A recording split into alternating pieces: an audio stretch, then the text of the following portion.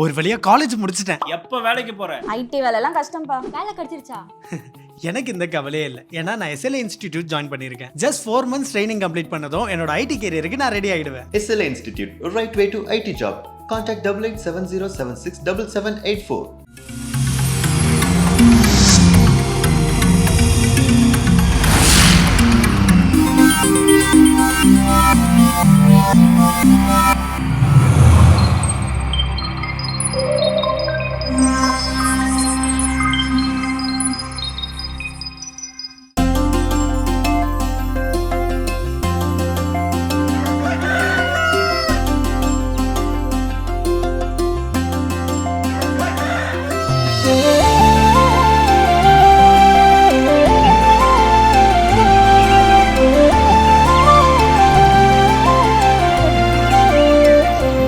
மாதா தொலைக்காட்சி அன்பு உள்ளங்கள் அனைவருக்கும் இந்திய நாட்டின் விடுதலை திருநாள் மற்றும் அன்னை மரியாவின் விண்ணேற்பு பெருவிழா வாழ்த்துக்களை கூறி அனைவரையும் வணக்கங்களோடு வரவேற்கின்றோம்.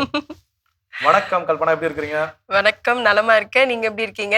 ரொம்ப ரொம்ப மகிழ்ச்சியா இருக்கிறேன். ஃபர்ஸ்ட் ஆஃப் ஆல் இந்திய நாட்டினுடைய நம்முடைய திருநாட்டின் விடுதலை திருநாள் வாழ்த்துக்கள். அது மட்டும் இல்லாம அன்னை மரியாவுடைய விண்ணேற்பு திருவிழா எனக்கு என்ன பண்ணிட்டு இருக்கோம். நன்றி, உங்களுக்கும் வாழ்த்துக்கள். பார்த்து கொண்டிருக்கும் இறை மக்களுக்கும் நம்ம வாழ்த்துக்கள் தெரிவிச்சுட்டு கதைக்குள்ள போயிடலாம். ஒரு அடர்ந்த காட்டுல ஒரு காட்டு குதிரை அது பாட்டுன்னு அதோடைய வேலையை பார்த்துட்டு இருக்கும். ஓகே, அது மாதிரி அது ஓடி போயிட்டு அது சுதந்திரமா அது பாட்டுன்னு இருந்தது. இதை பார்த்த நரி கூட்டம் என்ன பண்ணுச்சு பாத்தீங்கன்னா, ஒரு நாள் வந்து அந்த காட்டு குதிரை கிட்ட வந்து, நீ என்ன இவ்வளவு சத்தமா வந்து ஓடுற, மத்தவங்களுடைய காது கிழிக்கிற அளவுக்கு இருக்கு நீ ஓடுறது, உன்னுடைய அந்த பாதம் பாடுற அந்த சத்தத்தை வந்து எங்களால கேட்கவே முடியல, ஏன் உனக்குன்னு ஒரு பணிவே கிடையாதா, ஏன் அது பொறுமையா நீ செய்யக்கூடாதா, பொறுமையா நடக்கக்கூடாது அப்படின்னு.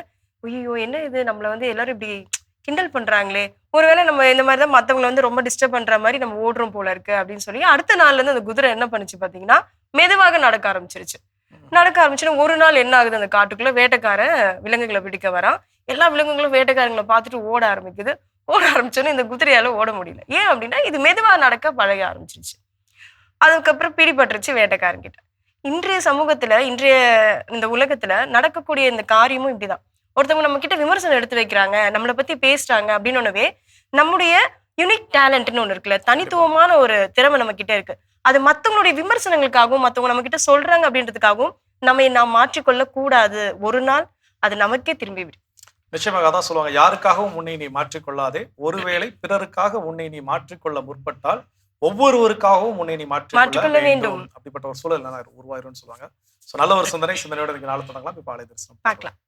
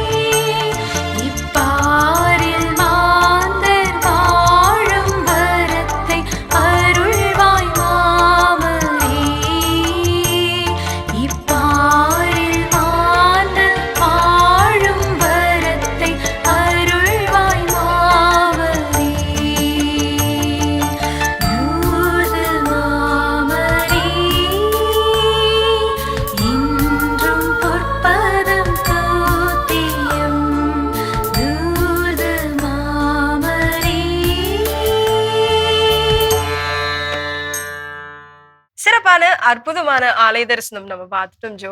ஒவ்வொரு நாளும் நம்ம காலையில எழுந்துக்கும் போது ஏதோ ஒரு பெரிய ஒரு சுமை, மன சுமையோட தான் எழுந்துக்கிறோம். காரணம் என்ன அப்படின்னு பாத்தீங்கன்னா பல பிரச்சனைகளை கொண்டு நம்ம வந்து சிந்திக்கிறதாலதான். அப்படிப்பட்ட அந்த பிரச்சனைகளை தூக்கி வெளியே போட்டுட்டு சிந்தனைகளை விதைத்து கொண்டு நம்ம அந்த நாளில் தொடங்கணும் அப்படின்னா அந்த நாள் உண்மையாவே அற்புதமா இருக்கும். அதே மாதிரி இந்த நாளை நம்ம வந்து ஆரம்பிச்சிடலாம். இன்றைய நாள் என்ன சிந்தனையை சிந்திக்க போறோம்? ஸோ இன்னைக்கு வந்து நம்முடைய தாய் திருநாட்டின் விடுதலை திருநாளை எனக்கு என்ன பண்ணிட்டு இருக்கிறோம், நம்ம அனுசரிச்சுட்டு இருக்கிறோம். இதுல நிறைய பேர் இருக்கக்கூடிய கன்ஃபியூஷன், இது 79 இல்ல 80 கன்ஃபியூஷன். வருஷம் வந்து ஆமா குழப்பம் வரும். சுதந்திரம் இருக்கு, அது எந்த வருஷத்தை நம்ம கொண்டாடுறோம் சிறப்பு இருக்கும். ஸோ என்ன அப்படின்னா 79, அதாவது எதெல்லாம் நம்ம ஃபினிஷ் பண்றோமோ அதை தான் நம்ம என்ன பண்ணுவோம் சொல்லணும், நிறைவு செய்யக்கூடிய அந்த ஆண்டை என்ன பண்ணுவோம் நம்ம குறிப்பிடுவோம். அந்த வகையில் 79வது ஆண்டு நம்ம என்ன பண்றோம், சுதந்திரம் அடைந்து நம்ம நிறைவு செய்கிறோம். அதே வேளையில இன்னைக்கு இருபெரும் விழாவாக அன்னை மரியாளுடைய விண்ணேற்பு திருவிழா நம்ம என்ன பண்ணிட்டு இருக்கோம், கொண்டாடிட்டு இருக்கிறோம். பரலோக மத ஆலயங்கள் எங்கெல்லாம் இருக்கோ அங்கெல்லாம் இன்னைக்கு வெகு விமரிசையா என்ன பண்ணுவோம், திருவிழா.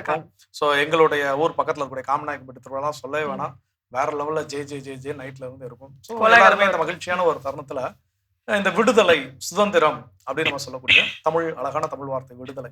அப்போ இந்த விடுதலை நம்மிடமும் இருப்பது ரொம்ப முக்கியம், அதே வேளையில பிறரிடம் இருப்பதும் ரொம்ப ரொம்ப முக்கியம். நான் விடுதலையாக வாழ வேண்டும், நான் சுதந்திரமாக வாழ வேண்டும் அப்படிங்கிறது எனக்கு எந்த அளவுக்கு ஆசையோ, அது போல பிறரும் சுதந்திரமாக இருப்பதற்கும் விடுதலையாக வாழ்வதற்கும் நம்ம என்ன பண்ணணும், அனுமதிக்க வேண்டும். அனுமதிக்க வேணும்னா நம்ம பெர்மிஷன் கிவரா, நம்ம தான் பெர்மிஷன் கொடுக்குறோமாங்கெல்லாம் கிடையாது. சில நேரங்கள் அவங்களுடைய சுதந்திரத்திற்கு நம்ம இடையூறாக இருப்போம் இல்லையா, அப்படி இல்லாமல் இருக்க வேண்டும். அப்போ முதல் விஷயம் என்ன அப்படின்னா, எல்லோருக்குள்ளயுமே நிறைய எண்ணங்கள் அப்படிங்கிறது இருக்குது, எல்லாருக்குள்ளயும் நிறைய விருப்பு வெறுப்புகள் அப்படிங்கிறது இருக்குது. அப்போ அதை நான் மற்றவங்களோட பகிர்ந்து கொள்கின்ற பொழுது மரியாதையாக பகிர்ந்து கொள்ள வேண்டும். அப்ப எண்ணங்களை பகிர்ந்து கொள்ளுதல் அப்படிங்கிறது ஒரு சுதந்திரம் அப்படின்னா, அது போல பிறரும் அவர்களுடைய எண்ணங்களை பகிர்ந்து கொள்ளுதல் ஒரு சுதந்திரம். அது அவங்களுடைய சுதந்திரங்கிறத நான் என்ன பண்ணணும், தெரிந்து வைத்திருக்க வேண்டும்.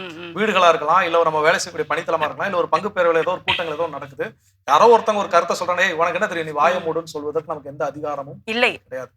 அந்த கருத்தை சொல்வதற்கு அவங்களுக்கு சுதந்திரம் அங்க உண்டு. என்னுடைய கருத்தை சொல்வதற்கு எப்படி எனக்கு சுதந்திரம் இருக்கிறதோ அதுபோல அவங்களுக்கும் இருக்குங்கிறத என்ன பண்ணிடக்கூடாது, மறந்து விடவே கூடாது. அதே நேரத்துல என்னுடைய கருத்தை நான் எடுத்து வைக்கின்ற பொழுது மரியாதையோடு எடுத்து வைக்க வேண்டும். மற்றவங்களும் அதே என்ன பண்ணணும், பின்பற்ற. சொன்ன மாதிரி தான், எதை நீங்க கொடுக்குறீங்களோ அதே நீங்க என்ன பண்ணுவீங்க, பெற்றுக்கொள்வீர்கள். அப்போ நான் மரியாதையோட நான் எடுத்து வச்சேன்னா என்கிட்ட அவங்களுடைய கருத்தை சொல்றவங்க என்ன பண்ணுவாங்க, மரியாதையோட சொல்லுவாங்க. கண்டிப்பா ஜோ, நம்ம வாழ்ந்து கொண்டிருக்கும் இந்த வாழ்க்கையில் எது சுதந்திரம் அப்படின்றத நம்ம தொடர்ந்து பேசுவோம். இப்ப அடுத்த பகுதி பார்க்கலாம்.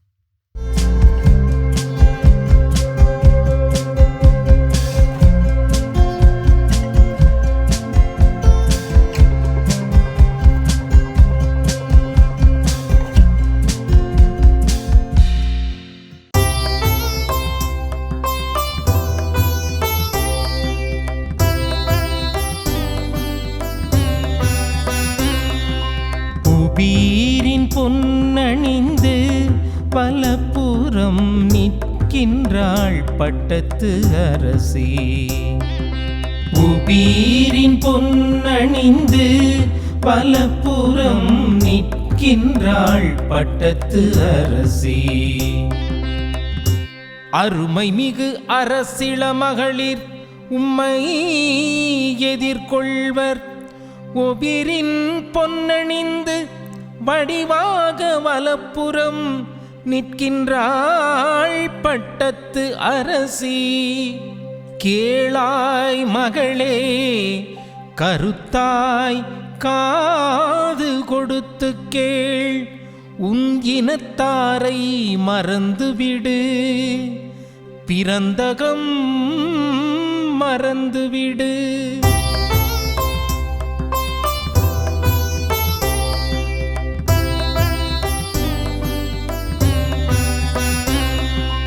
உபீரின் பொன்னணிந்து பலபுறம் நிற்கின்றாள் பட்டத்து அரசி. உபீரின் பொன்னணிந்து பலபுறம் நிற்கின்றாள் பட்டத்து அரசி. கிறிஸ்துவுக்குள் பிரியமான சகோதர சகோதரிகளை, மாதா தொலைக்காட்சி நண்பர்களே, இந்த நாளிலே தினமொரு திருப்பாடல் நிகழ்வில் உங்கள் அனைவரையும் சந்திப்பதில் பெரும் மகிழ்ச்சி அடைகிறேன். இன்றைய நாளிலே நாம் சிந்திக்க இருப்பது திருப்பாடல் எண் 45. இன்றைய நாளுடைய திருப்பாடல் புனித அன்னை மரியாவினுடைய விண்ணேற்ற பெருவிழாவிற்கு கொடுக்கப்பட்டிருக்கக்கூடிய திருப்பாடலாக அமைந்திருக்கிறது. எனவே அந்த கண்ணோட்டத்தில் இந்த திருப்பாடலை நாம் சிந்திக்க தயாராகும். விவிலிய பின்னணியை நாம் எடுத்துக்கொண்டோம் என்று சொன்னால், இந்த திருப்பாடல் ஒரு அரசருடைய திருமண விழாவிற்காக எழுதப்பட்ட ஒரு அரச மங்கள பாடலாக இருக்கிறது என்பது விவிலிய அறிஞருடைய கருத்தாக இருக்கிறது. இது கோராவின் புதல்வர்களால் எழுதப்பட்டது என்று அவர்கள் கருதுகிறார்கள். இந்த பாடல் முதலில் இஸ்ரேலின் அரசர்களில் ஒருவரின் திருமணத்தை முன்னிட்டு பாடப்பட்டதாக சொல்லப்பட்டாலும் ஆய்வாளர்களுடைய கருத்துப்படி இது சாலமோன் அரசுடைய திருமணத்தை குறிக்கலாம் அல்லது வேறு எந்த அரசரையாவது குறிக்கக்கூடிய ஒரு பாடலாக இது அமைந்திருக்கிறது என்று கூறுகிறார்கள். பிரியமான சகோதர சகோதரிகளே, யூதர்களுக்கும் கிறிஸ்தவர்களுக்கும் இந்த பாடல் வெறும் மனித அரசருக்கான பாடலாக மட்டுமல்லாமல் அது மெசியாவை பற்றிய ஒரு இறைவாக்காக அவர்கள் புரிந்து கொள்கிறார்கள். புதிய ஏற்பாட்டிலே எபிரேயர் திருமுகம் அதிகாரம் 1 இறைவார்த்தை 8 மற்றும் 9 இந்த திருப்பாடலுடைய சில வார்த்தைகளை இயேசுவோடு ஒப்புமைப்படுத்தி அதன் ஆசிரியர் குறிப்பிடுகிறார். கிறிஸ்துவனுடைய அரசாட்சியையும் மனவாட்டியான திருச்சபையையும் குறிப்பதாக அந்த இறைவார்த்தையிலே அவர் விளக்குகிறார். முதலாவதாக, அரசி பொன் ஆடைகளால் அலங்கரிக்கப்படுகிறாள். அன்னை மரியாளும் விண்ணக மன்னக அரசியாக முடிசூட்டப்படுகின்றார். எனவே அன்னை மரியாள் ஒரு சாதாரணமான ஒரு பெண் கிடையாது. இதோ கடவுளுடைய அருளாலும் ஆசீர்வாதத்தினாலும் அன்னை மரியாள் மிக உயர்ந்த வணக்கத்திற்கு உரியவராக அவர் கருதப்படுகிறார். இரண்டாவதாக, இந்த அரசி தன்னுடைய பழைய குடும்ப வாழ்க்கையை எல்லாம் மறந்துவிட்டு புதிய உறவுக்குள் நுழைவதாக இந்த திருப்பாடல் கூறுகிறது. அதே போலத்தான் அன்னை மரியாளும் தன்னுடைய பழைய வாழ்க்கையெல்லாம் மறந்துவிட்டு துறந்துவிட்டு கடவுளுடைய திருவுளம் என்ன, கடவுளுடைய திட்டம் என்ன என்பதை அறிந்தவராக, உணர்ந்தவராக, புரிந்து கொண்டவராக தன்னுடைய வாழ்க்கை முழுவதையும் ஆண்டவருடைய திருவுளத்திற்காக, கடவுளுடைய மீட்பு திட்டத்திற்காக அர்ப்பணித்திருக்கிறார். மூன்றாவதாக, அரசரை மதித்து அவருக்கே உரிய மரியாதையை செலுத்துவதாக இந்த அரசியானவள் இந்த திருப்பாடலிலே குறிப்பிடப்படுகிறாள். அதே போலத்தான் அன்னை மரியாவும் தன்னுடைய பிறப்பு முதல் இறப்பு வரைக்குமாய் அன்னை மரியாள் இறுதி வரைக்கும் கடவுளுக்கு உகந்தவராக, கடவுளுக்கு மதிப்பும் மரியாதையும் செலுத்துபவராக இருப்பதை பார்க்கிறோம். இறுதியாக மகிழ்ச்சியுடனும் ஆரவாரத்துடனும் அரண்மனைக்குள் செல்லப்படுகிறாள். அதே போலத்தான் அன்னை மரியாள் இறந்த பிற்பாடு உடலோடும் ஆன்மாவோடும் விண்ணகத்திற்கு எடுத்துக்கொள்ளப்படுவதாக இன்றைய நாளுடைய விழா நமக்கு அழைப்பு விடுக்கிறது. பிரியமான சகோதர சகோதரிகளே, இன்றைய நாளுடைய விழாவின் வழியாக, இந்த திருப்பாடலின் வழியாக நம்முடைய வாழ்க்கைக்கு நாம் எதை கற்றுக்கொள்ள முடியும்? அன்னை மரியாவிடமிருந்து ஒரே ஒரு காரியம்தான். நம்முடைய பழைய வாழ்க்கையே நாம் நினைத்து கொண்டே இருந்தோம் என்று சொன்னால் கடவுளுடைய திட்டம் என்ன, கடவுளுடைய திருவுளம் என்ன என்பதை உங்களாலும் என்னாலும் கடைசி வரைக்கும் புரிந்து கொள்ளவே முடியாது. ஒவ்வொரு நாளும் ஒவ்வொரு நிமிடமும் நாம் அடுத்த கட்டத்திற்கு முன்னேறி சென்று கொண்டே இருக்க வேண்டும், அன்னை மரியாவை போல. எனவே அன்னை மரியாவுடைய விண்ணேற்பு பெருவிழாவாகிய இன்று பழையதை எல்லாவற்றையும் மறந்துவிட்டு புதியதை மட்டும் எதிர்நோக்கியவர்களாக, விண்ணக மாட்சியை எதிர்நோக்கியவர்களாக, அன்னை மரியாவை போல எல்லாவற்றிலும் கடவுளுடைய திருவுளத்தை நிறைவேற்றுவர்களாக வாழ முயற்சி எடுப்போம். கடவுள் உங்களையும் என்னையும் நிறைவாக ஆசீர்வதிப்பாராக. ஆமென். என்றும் வாழும் எல்லாம் உள்ள இறைவா, அன்னை மரியாவுடைய விண்ணேற்பு பெருவிழாவை கொண்டாடக்கூடிய இந்த தருணத்திலே நாங்கள் ஒவ்வொருவரும் இதோ இந்த திருப்பாடலை வாசிக்க கேட்ட அரசியை போல பழைய குடும்பத்தை, பழைய வாழ்க்கையை எல்லாவற்றையும் மறந்துவிட்டு புதிய உறவுக்குள் நுழைவதைப் போல நாங்களும் புதிய வாழ்க்கையை எதிர்நோக்கி ஒவ்வொரு நாளும் அடியெடுத்து வைக்க எங்களுக்கு அருள் தாரும். துன்பங்கள், துயரங்கள், பாடுகள், பிரச்சனைகள், போராட்டங்கள் எது வந்த போதும் நாங்கள் ஆண்டவராகிய இயேசு கிறிஸ்துவையே பின்பற்றுகிறோம் என்பதை உணர்ந்து கொண்டு இதோ நாங்கள் ஒவ்வொருவரும் கடவுளை பின்பற்றக்கூடிய மக்களாக, கடவுளுடைய திருவுளத்தை நிறைவேற்றக்கூடிய மக்களாக நாங்கள் வாழ எங்களுக்கு அருள் தாரும். எங்கள் ஜெபம் கேளும் ஜீவனுள்ள நல்ல பிதாவே. ஆமென். அருமையான தினம் ஒரு திருப்பாடல் பகுதி பார்த்துட்டோம். இன்னைக்கான திருப்பாடலும் கேட்டாச்சு. அதோட நம்முடைய இந்திய திருநாட்டின் சுதந்திர தினத்துல அன்னைக்கு நம்ம பேசிட்டு இருக்கிறோம். நம்மிடம் இருக்க வேண்டிய, நாம் பிறருக்கு கொடுக்க வேண்டிய, இல்ல பிறரிடம் இருக்க வேண்டிய சுதந்திரத்தை மதிக்க வேண்டிய சுதந்திரங்கள் என்னென்ன அதான் இன்னைக்கு பேசிட்டு இருக்கிறோம். அடுத்ததா என்ன சொல்றேன்? என்கிட்ட ஒரு தனித்துவம் வித்தியாசமா தெரியுது மத்தவங்களுக்கு அப்படின்றப்போ, அது நீ ஏன் இப்படி செய்யற அப்படின்ட்டு மத்தவங்க கேட்டாங்க அப்படின்னா, அந்த இடத்தில் நாம் சொல்ல வேண்டியது, நான் வித்தியாசமாக தெரிகிறேன் என்றால் அது என்னுடைய சுதந்திரம், அதை நீங்க யாரும் தலையிடக்கூடாது அப்படின்ட்டு. அதே போலதான் மற்றவர்கள் நம்மளுடைய கண்ணுக்கு வித்தியாசமாக தெரியுறாங்க அப்படின்னா, நீ ஏன் டிஃப்ரெண்டா செய்யற, நீ அப்படி செய்யக்கூடாது, நீ இது மாதிரி போகக்கூடாது அப்படின்னா அது என்னுடைய சுதந்திரம் அப்படின்றத அவங்களுக்கு நம்ம கொடுத்துடணும். அதை நம்ம தலையிடக்கூடாது. ஸ்கூல் டேஸ்ல ஏதாவது ஒரு மாணவன் துடுக்குத்தனமா கேள்வி கேட்டுக்கிட்டே இருக்கிறான் அப்படின்னா, அந்த ஆசிரியர், சிறந்த ஆசிரியர் எப்பவும் என்ன பண்ணுவாங்கன்னா, அதுக்கான பதில்கள் என்ன தேடி அதை எப்படி அதை கரெக்டான வழி கொண்டு சொல்லிக்கிட்டே இருப்பாங்க. ஒருவேளை எனக்கு அதுக்கான பதில் தெரியல, ஆனா நான் என்னுடைய ஆளுமையை வெளிப்படுத்த வேண்டும் அப்படின்னா நான் என்ன பண்ணுவேன், அதெல்லாம் கேட்கக்கூடாது, அமைதியா எல்லாரும் எப்படி பண்றாங்களோ அதை நீ என்ன பண்ணு, ஃபாலோ பண்ணு அப்படின்னு சொல்லுவோம். சோ எல்லாரும் போல நாம் இருக்க வேண்டிய தேவை அப்படிங்கிறது அவசியம் இல்லை. இல்லவே இல்லை. அந்த இடத்துல எல்லாரும் சரின்னு சொல்றதுங்க அப்படிங்கிறதுக்காக எனக்கு சரி எனப்படாத ஒரு விஷயத்த நான் சரி நடவடிக்கை கூடாது, அக்செப்ட் பண்ணிக்க கூடாது. அந்த இடத்துல நான் டிஃபரெண்டா நிக்கிறதுல தப்பே இல்லை. அதுதான் என்னுடைய தனித்துவம், சுதந்திரம். அப்போ அது போல நான் சொல்லக்கூடிய ஒரு விஷயத்துக்கு முரண்பட்டு ஒருத்தர் நிக்கிறாங்க, அவங்க டிஃபரெண்டா இருக்கிறாங்கன்னா அது அவங்களுடைய சுதந்திரம். இது ரெண்டையும் நான் மதிக்கவும் போற்றவும் பேணி பாதுகாக்கவும் கற்றுக்கொள்ள வேண்டும். இன்னும் வேற என்ன சுதந்திரத்தை நான் பெற்றுக்கொள்வதும் கொடுப்பதும் அப்படிங்கறத நம்ம தொடர்ந்து பேசலாம்.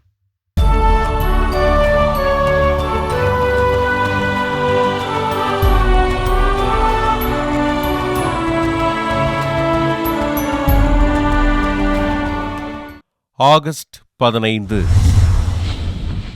புனித கன்னி மரியின் விண்ணேற்பு பெருவிழா.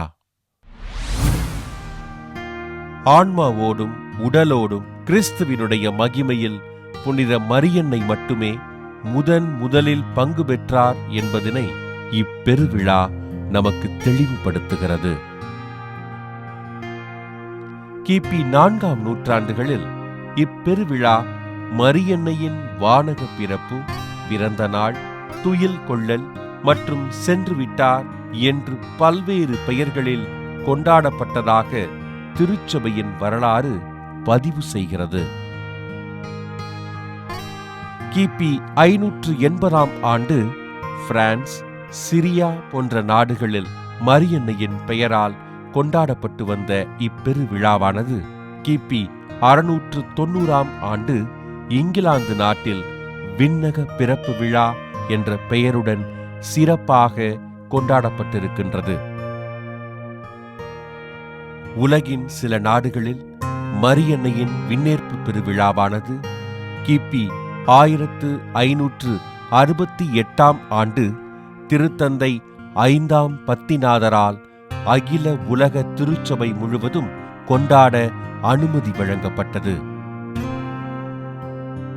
புனித மரியன்னை ஆன்மாவோடும் உடலோடும் விண்ணகத்திற்கு எடுத்துச் செல்லப்பட்டார் என்பதனை திருத்தந்தை 12ஆம் பத்திநாதர் கிபி 1950ஆம் ஆண்டு மரியன்னையின் விண்ணக பிறப்பினை திருச்சபையின் விசுவாச கோட்பாடாக அறிவித்தார். புனித மரியன்னையின் விண்ணேற்பு குறித்து புனித டமாசின் அவர்கள் இறைவனை தம் உடலில் தாங்கியவரும் தன் ஆன்மாவை ஒரு வாழ் ஊடுருவ கையளித்தவருமான புனித மரியன்னை விண்ணேற்பு அடைந்தது உண்மையானது என்று பதிவு செய்கிறார். இன்று அகில உலக திருச்சபை முழுவதும் ஆகஸ்ட் 15ஆம் நாள் கொண்டாடப்படும் இப்பெருவிழா புனித மரியன்னையினை முன்மாதிரியாக கொண்டு வாழ்வதற்கு நமக்கு அழைப்பு விடுக்கின்றது. புனித மரியன்னையின் விண்ணேற்பு பெருவிழாவினை கொண்டாடுகின்ற நாம் புனித மரியன்னையிடமிருந்து பெற்றுக்கொண்ட நன்மைகளுக்காக நன்றி கூறுவதோடு மட்டுமல்லாமல் இது ஒரு கடன் திருநாள் என்பதனை உணர்ந்து திருப்பலியில் பங்கெடுத்து ஜெபிப்போம். சிறப்பான இன்றைய புனிதர் பகுதி நம்ம பார்த்துட்டோம். சுதந்திரம் நாம் மற்றவர்களுக்கு கொடுப்பதும் மற்றவர்கள் நமக்கு கொடுப்பதும் தான் முக்கியம் அப்படின்னு சொல்லி நம்ம பேசிட்டு இருக்கோம். அடுத்ததாக நம்ம என்ன சிந்திக்கணும்?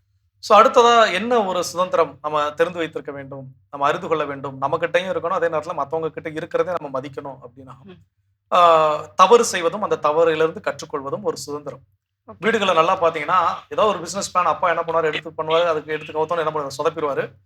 அவருக்கு குடும்ப தலைவர் அப்படிங்கிறதுனால ஓகே நான் பண்ணேன் சரி அவ்வளோ அப்படிங்கிற மாதிரி அசால்ட்டா நம்ம போயிடுவாங்க. ஆனா ஏதோ ஒரு தவறை அந்த குடும்பத்துல இருக்கக்கூடிய அந்த குடும்ப தலைவியாக இருக்கக்கூடிய மனைவியோ இல்ல குடும்பத்தில் இருக்கக்கூடிய பிள்ளைகளோ ஏதோ ஒரு தப்பு செஞ்சுட்டாங்கன்னா அது அந்த தந்தையால என்ன பண்ணிக்கணும், ஏற்றுக்கொள்ள முடியாது. அது எப்படி நீ தப்பு செய்யலாம், நீ இது கரெக்டால செஞ்சிருக்கணும், யோசத்துல செஞ்சிருக்கணும் அப்படின்னு அவ்வளவு விஷயங்கள் என்ன பண்ணுவாங்க, பேசுவாங்க. அப்போ எப்படி நான் ஒரு தப்பு செஞ்சு அந்த தப்புல இருந்து கத்துக்கொள்வதற்கு எனக்கு ஒரு சுதந்திரம் இருக்கிறது, குடும்பத்தில் உள்ள ஒவ்வொருத்தருக்கும் இருக்குது. ஒவ்வொருத்தரும் தப்பு செஞ்சு தான் என்ன பண்ணிப்பாங்க, இன்னைக்கு உலக கண்டுபிடிப்புகள் எல்லாமே ஒரே நேரத்துல எல்லாம் கண்டுபிடிச்சிட்டாங்களான்னு கேட்டா கிடையவே கிடையாது. ஒரே அட்டம்ப்ட்ல கண்டுபிடிக்கப்பட்ட கண்டுபிடிப்புகள் எதுவுமே கிடையாது. அதுல பல தவறுகள் நிகழ்ந்து ஓகே இது இப்படி செய்யலாம், இது இப்படி செய்யக்கூடாது, இதுல இருந்து அந்த பாடங்களை கற்றுக்கொண்ட பிறகுதான் அந்த தவறுகள் என்ன இருக்குது, வெற்றிகளாக மாறி இருக்கிறது அந்த தோல்விகள் எல்லாமே. அப்போ அது போல ஒரு தவறு செய்வதும் அந்த தவறிலிருந்து கற்றுக்கொள்வதும் ஒவ்வொருவருக்குமான ஒரு சுதந்திரம். அதை நாம் வைத்திருப்பது போல பிறரும் வைத்திருப்பார்கள், அதையும் நாம் கற்றுக்கொள்ள வேண்டும். அற்புதமான ஒரு தெளிவு கிடைச்சிருக்கு. எது சுதந்திரம் அப்படின்றத நம்ம இன்னும் தொடர்ந்து சிந்திக்கலாம். இப்ப அடுத்த பகுதி பார்க்கலாம்.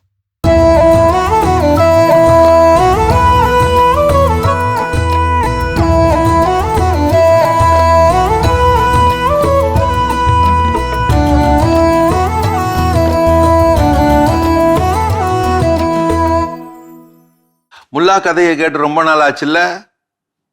இதோ இந்த 3 நாளைக்கு முல்லா கதை தான், கேளுங்க. ஒரு ஊர்ல ஒரு ஏழை இருந்தான். அவன் தினமும் ஒரு சாப்பாட்டு கடை முன்னாடி நின்று அந்த கடையில கொதிக்கிற சூப்பு வாசனைய அப்படியே ஏகாந்தமா நுகர்ந்துக்கிட்டு தன்னுடைய காஞ்ச ரொட்டியை தின்னுவான். இப்படி அனுதினமும் பண்ணிக்கிட்டு இருந்தான். அவன் வேற வழி இல்லை, கஞ்சிக்கு இல்லாதவன். அதை ஒரு நாள் கடைக்காரையும் பார்த்துவிட்டான். பார்த்தது மூக்கு மேலே கோபத்தை வரவழைச்சிக்கிட்டான். அந்த ஏழை மேலே பாஞ்சிட்டான். ஏய், என் சூப்போட வாசனையை அனுபவிச்சு ரொட்டி தின்னுக்கிட்டு இருக்க, தினமும் இப்படி செஞ்சுக்கிட்டு இருக்கியா? ஆமாங்க. அப்படியா? நீ தினம் வாடையை அனுபவிச்சுட்டு ரொட்டி தின்னுட்டு ஒரு காசு கூட கொடுக்காம போறியே, இது அநியாயம் இல்லையா? காசு கொடு. யாரு கடை மோப்பத்தை, யாரு வாசனை பிடிக்கிறது? காசு கொடு, காசு கொடு அப்படின்னு சத்தம் போட்டான். சட்டையை பிடிச்சிக்கிட்டு வினாம சத்தம் போட்டான். பாவம், அந்த ஏழை பயந்தே போயிட்டான். அவன்கிட்ட ஏது காசு? அப்படி காசு இருந்தா அப்புறம் எதுக்கு இந்த மோப்பம், இந்த வரட்டு ரொட்டி? கடைக்காரன் அவனை தரன்னு இழுத்துக்கிட்டு முல்லா கிட்ட போய் நியாயம் கேட்க போனான். கடைக்காரன் சொன்னான், இவன் தினமும் என்னோட சூப்போட வாசனையை இலவசமா அனுபவிக்கிறான், அதுக்கு காசு வாங்கித்தாங்க. பாவம், அந்த ஏழை பரிதாபமா நின்னான். முல்லா எதுவும் பேசாம கேட்டுக்கிட்டே இருந்தாரு. அப்புறம் அந்த ஏழைக்கிட்ட கேட்டாரு, உங்ககிட்ட எவ்வளவு காசு இருக்கு? ஐயா, நான் அங்கங்க வேலைக்கு போய் சில நாணயங்கள் தான் இருக்குது அப்படின்னு அந்த சில்லறை நாணயங்களை காட்டுறான். முல்லா அதை வாங்கி தன்னுடைய சால்வையோட முனையில அதை முடிச்சா கட்டினாரு, கொஞ்சம் லூஸா கட்டினாரு. அந்த சில்லறை முடிச்ச அந்த ஏழைக்கிட்ட கொடுத்து அந்த கடைக்காரன் காது கிட்ட கிளிக் கிளிங் கிளிங் கிளிங் அப்படின்னு ஆட்ட சொன்னாரு. அவனும் அதை வாங்கி அந்த கடைக்காரன் காதுகிட்ட போய் கிளிங் கிளிங் கிளிங் கிளிங் அப்படின்னு நல்லா சத்தம் வர்ற மாதிரி ஆட்டுன்னு ஆட்டினான். அப்படி ஆட்டினதுக்கு அப்புறம் என்ன, நல்லா கேட்டுச்சா அப்படின்னு சொல்ல, கடைக்காரன் ஆமா நல்லா கேட்டுச்சுன்னு முல்லா சொன்னாரு. அப்ப எல்லாமே சரியா போச்சுங்க.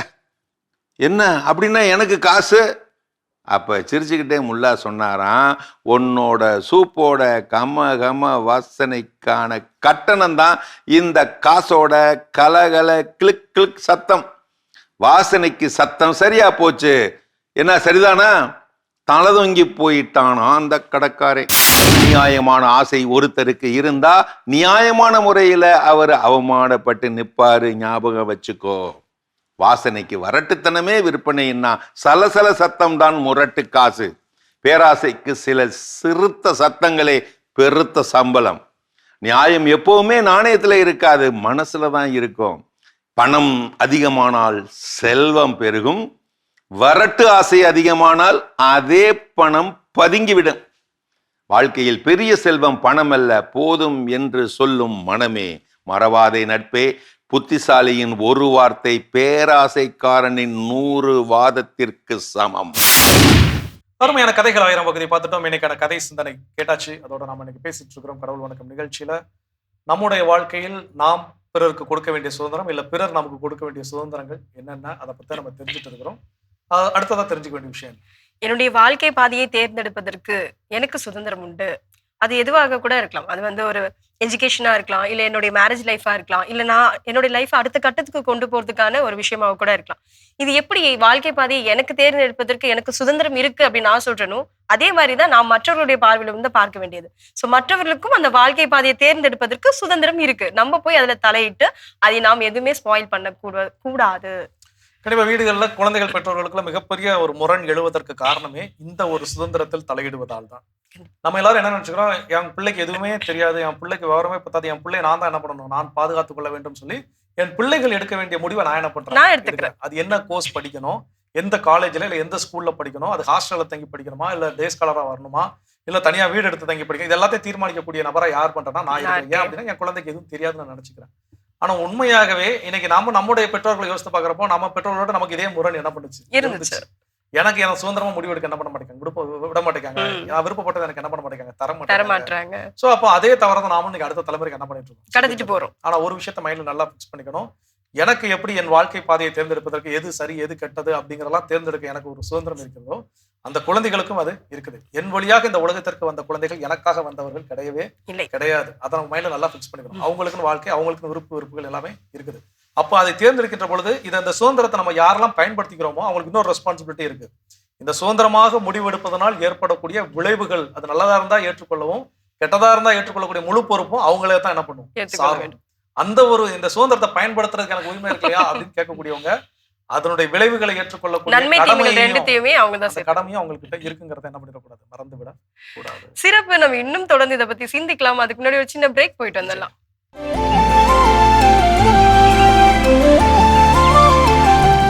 நிகழ்ச்சிக்குள் உங்களை மீண்டும் வரவேற்கிறோம். நீங்கள் பார்த்து கொண்டிருப்பது மாதா தொலைக்காட்சியின் கடவுள் வணக்கம்.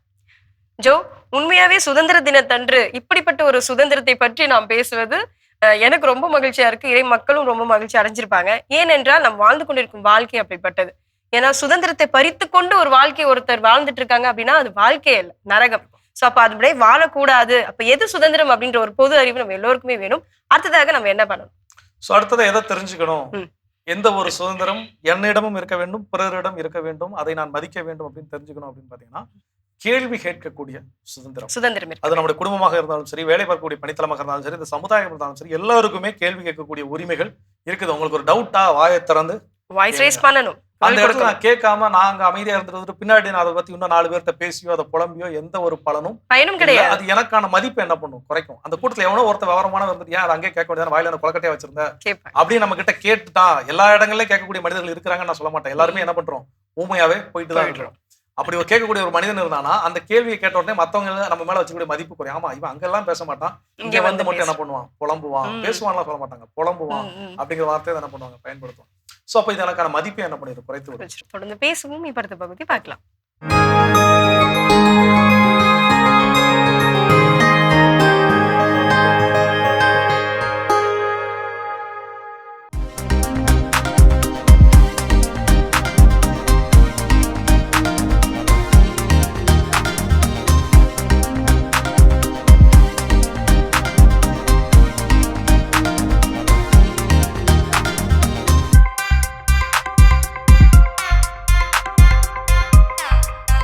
Hi, this is Dr. Udayanila, internal medicine consultant at Meridian Hospital. So the number of pre-diabetics இப்போ ரீசென்ட்லி ரொம்ப இன்க்ரீஸ் ஆகிட்டே வருது. மெடிகேஷன்ஸ் தேவைப்படுமா? Pre-diabetes most people doesn't require medication. But இப்போ இருக்கிற ட்ரெண்ட் என்ன ஆகுதுன்னா லைக் நீங்கள் கம்பேர் பண்ணிட்டு ஓகே அவங்களுக்கும் அதே HbA1c தான் இருக்கு, so I will also start medication, இதே டேப்லெட் சாப்பிடலாம், will start with metformin. Don't do that because not every pre-diabetic requires medication. உங்களுக்கு மற்ற கோமார்பிடிட்டிஸ் இருக்கு, ஒரு ஹார்ட் கண்டிஷன், ஸ்ட்ரோக் இந்த மாதிரி ஏதாவது இருக்கு, ஆர் யூ ஹாவ் டிஸ்லிபிடீமியா, இதெல்லாம் like we'll consider all this and only start medication. So self medications prescribe பண்ணிக்காதீங்க. This is individualized. This treatment is each individual requires a different treatment. Pre-diabetes rangeல இருக்கும்போது don't ignore that. Also don't fear that. Just consider it an early opportunity. கொஞ்சம் சீக்கிரமா கண்டுபிடிச்சிட்டோம், so wheel take the steps to reverse this completely அப்படிங்கிற மாதிரி ஒரு optimistic approach கொண்டு வாங்க. To conclude, pre-diabetes is not diabetes. Don't panic, don't start self medication. It is just a early warning. With lifestyle modification, this stage is a completely reversible one. Start moving, do exercises, follow healthy life pattern. Get 8 hours of sleep, avoid outside and fast food intake. So with basic lifestyle modification, pre-diabetes can be completely reversed. So people with other comorbidities like hypertension, dyslipidemia, or ஒரு gestational mother, நீங்க வந்து cholesterol ரொம்ப டீரேஞ்ச்டா இருக்கு, already வந்து ஒரு transient ischaemic attack, ஒரு stroke இந்த மாதிரி ஏதாவது வந்திருக்குன்னா you will require diabetes screening. This is doctor Udhayanila, your internal medicine physician at Meridian hospital. அருமையான நலம் தரும் நேரம் பகுதி பார்த்துட்டோம். இன்னைக்கான மருத்துவ ஆலோசனை கேட்டாச்சு. அதோட நம்ம பேசிட்டு இருக்கிறோம் சுதந்திர தினத்துல என்னிடம் இருக்க வேண்டிய சுதந்திரம் அதே போல பிறரிடமும் இருக்கின்றது, அதை நான் மதிக்க வேண்டும். அது என்னென்ன சுதந்திரம் அப்படிங்கிறத நம்ம எனக்கு தெரிஞ்சிட்டு இருக்கிறோம். அடுத்ததா என்ன சொல்றோம்? வீட்டுல பெரும்பாலும் பிள்ளைங்க ஒரு பெரிய கனவோட லட்சியத்தை நோக்கி போறாங்க அப்படின்றப்போ, என்ன கனவுலாம் பெரிய கனவு, ஃபர்ஸ்ட் போயிட்டு மேரேஜ் பண்ணுங்க இந்த பொண்ணுக்கு, இந்த மாதிரி எல்லாம் நம்ம வந்து கேள்விப்பட்டிருப்போம் இல்லையா? சோ கனவு, என்னுடைய வாழ்க்கையில் கனவு காண்பது அப்படின்றது அது என்னுடைய சுதந்திரம். மத்தவங்க இந்த மாதிரி பேசுறாங்க அப்படின்னா கண்டிப்பா அந்த இடத்துல இந்த வாய்ஸ் ரைஸ் பண்ணியே ஆகணும். அதே போல மற்றவர்களுடைய கனவுகளையும் நம்ம வந்து போயிட்டு அவங்களுக்கு தலையிட்டு அதை ஸ்பாயில் பண்ணி, உனக்கெல்லாம் எதுக்குடா கனவு, நீ எல்லாம் வந்து இருக்கிற வேலையை ஒழுங்கா பாக்குறியா அப்படின்ட்டு அந்த வார்த்தைகளாலையும் அவங்களை இழிவுபடுத்தக்கூடாது. அவங்களுக்கான அந்த கனவு சுதந்திரத்தையும் அவங்களுக்கு கொடுக்கணும். எனக்கான கனவு சுதந்திரத்தை நான் பெற்றுக்கொள்ளவும் வேண்டும். கண்டிப்பா பிறரை டிமோட்டிவேட் பண்றது கூடவே கூடாது. சோ இப்ப அது அவங்களுடைய கனவு, அதை அடைவதற்கு என்ன எஃபோர்ட் போடுறாங்க, என்ன வேலை செய்யறாங்க அப்படிங்கிறது அவங்களுக்கு தான் தெரியும். அதை நான் ஒரு குருட்டாம்போக்கில் நான் மதிச்சு போயிட்டு இந்த சொல்லுவாங்க, பூனை கண்ணை முடிக்கிச்சு அப்படின்னா உலகமே இருந்துச்சுன்னு அது நினைச்சுக்கும். அது உண்மையிலே பூனை நினைக்குதா இல்லைன்னு தெரியாது. நாம பூனை நினைச்சுக்கிட்ட மாதிரி நம்ம என்ன பண்ணிக்கிட்டோம், சொல்லிக்கிட்டோம். ஸோ இப்போ அது போல நான் ஒரு சில விஷயத்த, இவனுக்கு இதெல்லாம் டேலண்டே கிடையாது, இவன் இதுல போய் கனவு வச்சிருக்கானவங்க, இதெல்லாம் என்னால எப்படி செய்ய முடியும், நான் என்ன பண்ணலாம், குறை சொல்லலாம். ஒரு நாளைக்கு அவன் செஞ்சு கட்டிட்டான்னு வச்சுக்கோங்களேன், மூஞ்ச கொண்டு போய் நான் எங்க வச்சுக்குவேன்னு தெரியாது. ஸோ அப்போ அது அவருடைய சுதந்திரம், கனவு அனுப்புது. அதற்கு உழைக்கிறாரோ இல்லையா, அது அவருடைய தனிப்பட்ட விருப்பம் இருக்கும். அதெல்லாம் நான் மூக்கல் நுழைக்க கூடாது. அது போல என்னுடைய கனவுகளையும் யாரும் மூக்கல் நுழைக்க என்ன பண்ணக்கூடாது, அனுமதிக்க கூடாது. பிறருடைய கனவுகளையும் மதிக்க வேண்டும், அதே வேளையில் என்னுடைய கனவையும் நான் நினைவாக்க வேண்டும். இன்னும் என்னென்ன சுதந்திரங்கள் இருக்குங்கிறத தொடர்ந்து பேசுவோம்.